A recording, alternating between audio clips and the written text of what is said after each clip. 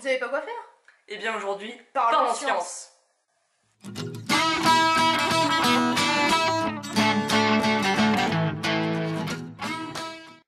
Aujourd'hui dans Parlons Science, parlons quark. Alors, tout d'abord, qu'est-ce qu'un quark? Un quark est une particule élémentaire. Alors, les particules élémentaires, c'est les plus petits constituants de l'univers. Vous vous rappelez dans la dernière vidéo, on a vu qu'en vérité, les atomes, c'était pas les plus petits. Car plus petits que les atomes, il y a les protons, les neutrons. Et ben non, en fait, les protons et les neutrons sont plus petits que les atomes, mais ce n'est pas les plus petits. Les plus petits, c'est les quarks. Et eux, ils ne peuvent pas être divisés.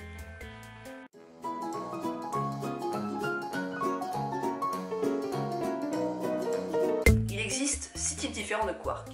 On a les quarks up et down, Qui sont les plus légers. et donc qui sont très stables et qui nécessitent peu d'énergie à leur création. C'est ceux qu'on trouve le plus dans la nature.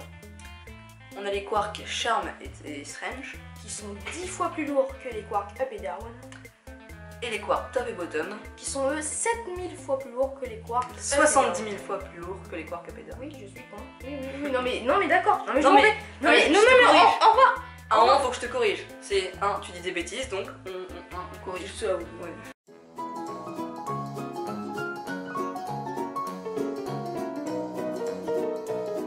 Donc les quarks charm, strange, top et bottom, ils ont une très grande masse, ils sont très rares dans l'univers, et il faut une très grosse quantité d'énergie pour les créer. C'est pour ça qu'on trouve vraiment principalement Dans les collisionneurs de quasiment particules. que ça, des quarks up et down. Les autres, comme tu l'as très bien dit, on le trouve dans les collisionneurs de particules, notamment donc, celui à le CERN à Genève.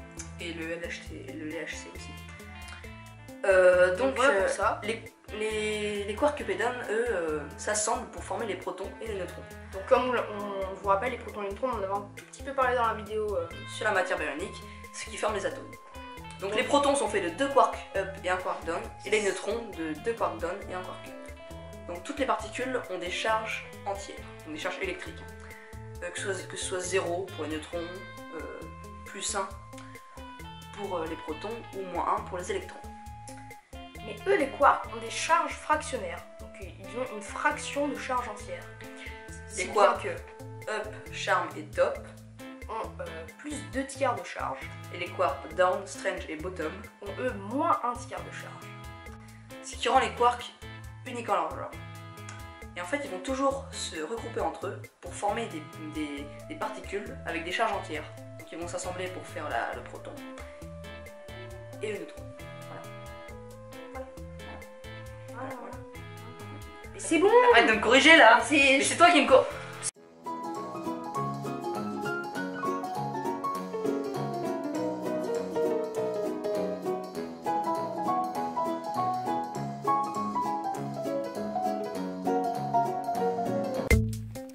Donc j'ouvre une petite parenthèse pour vous parler des antiquarks. Alors il faut savoir que dans l'univers, chaque particule a une particule jumelle qui lui est associée.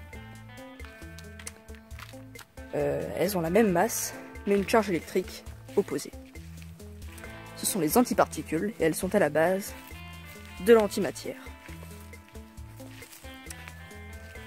Donc il existe de la même façon 6 antiquarks, les antiquarks up et down, les antiquarks charm et strange, les antiquarks top et bottom.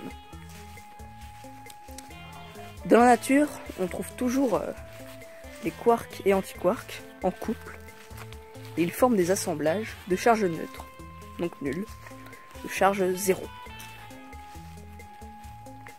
Car il faut savoir que un quark up a 2 tiers de charge, et son antiquark aura donc moins 2 tiers de charge.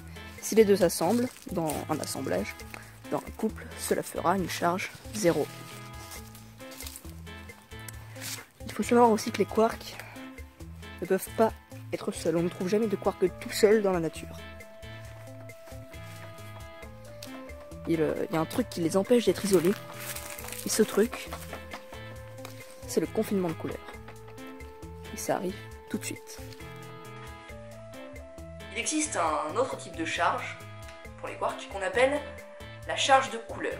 Elle existe sous 3 formes, la charge de couleur rouge, verte et bleue.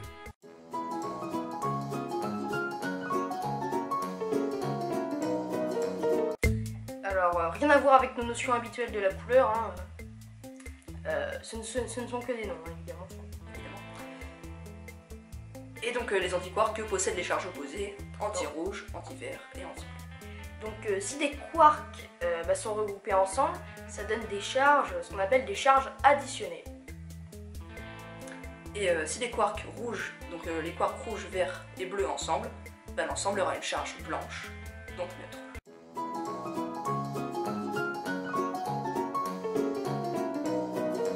Donc de même manière, si on regroupe des quarks et des antiquarks, comme on l'a vu un tout petit peu précédemment, on dit qu'ils sont additionnés de couleur blanche.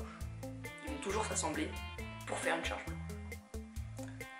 Et la charge de couleur, elle peut changer au cours du temps, grâce à des phénomènes quantiques assez complexes. Mais ça on le verra dans une autre vidéo, d'ailleurs on fera une vidéo sur la mécanique quantique sûrement. Un quark de couleur bleue pourra par exemple devenir de charge rouge en émettant un gluon qui va lui garder la charge bleue et qui va partir avec aussi une charge anti-rouge.